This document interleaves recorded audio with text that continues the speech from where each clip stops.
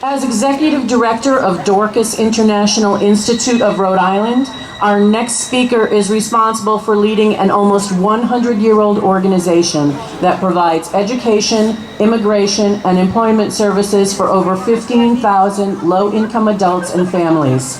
Dorcas International is also the largest refugee resettlement agency in Rhode Island, helping 270 new refugees find a safe home here in our state last year.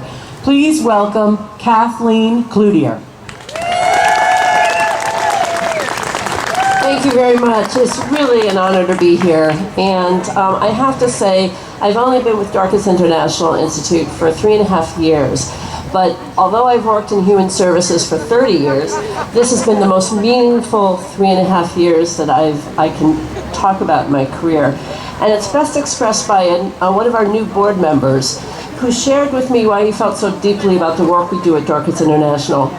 He said to me, "I ask myself how bad it would have to be for me to leave everything behind, my family, my home, my business, my friends, everything I know, and to start all over again in a place like Kenya or somewhere where I didn't know the language or the culture or even a single person." At Dorcas International Institute, we do know how bad it can be. We help refugees and migrants who have endured extraordinary hardships, fighting for a chance for a fresh start. We welcome and support them as they seek religious freedom, safety from persecution, economic opportunity, and a place for new beginnings. These are our neighbors, and these new beginnings are happening in our backyards every day. Especially in these politically divisive times, we should focus on what unites us, our shared hopes for our families and our country, not our differences and our pasts. In this country, if we work hard, we believe each person should have an equal opportunity to make it. That should be true regardless of the color of your skin, where your ancestors were from, because no matter who our ancestors were, they all wanted the freedom to speak, to pray, and to raise their children with hope. We may not share the same history, but we do share the same future. We need to stop thinking in terms of us versus them and to start thinking in terms of just us, Americans united by the bonds of freedom and equality. If we can do that, there's nothing that we can't do together. We're stronger when we have an opportunity to contribute. You look at our military, for instance, you'll see what America is increasingly looking like in the 21st century. Whites, blacks, Latinos, Asians, non-citizens, and others all working together. When you're fighting a war or responding to an emergency, you trust that your brother and sister has your back. You're not thinking about what they look like or where they're from. You're focused on one thing, protecting lives. What binds together a diverse military is what it takes to bind together a diverse society. Shared values and goals. But that doesn't mean asking people to give up what they value about their heritage. Our cultures and our heritage make us unique. Those things don't take away from who we are as Americans, it adds to it. By giving each person an equal opportunity to contribute, it makes the entire team stronger. It makes America stronger.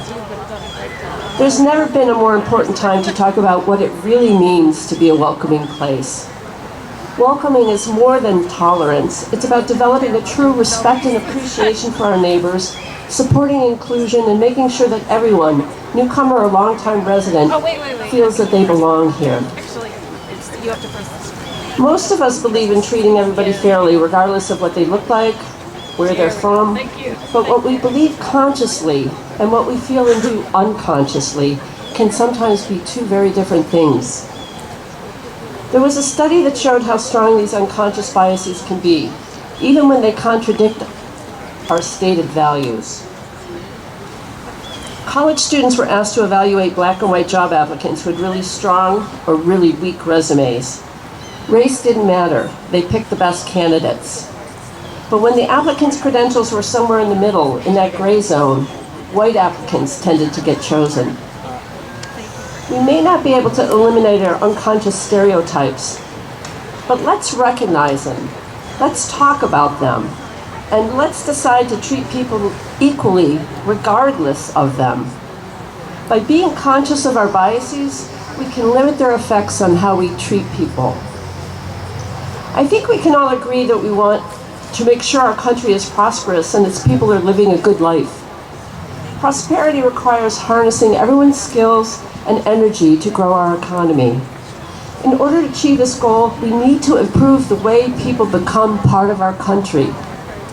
As we celebrate today and support the International Women's Day theme, Bold for Change, I ask that we take bold action in challenging bias and inequality, and let's make Rhode Island truly welcoming to all.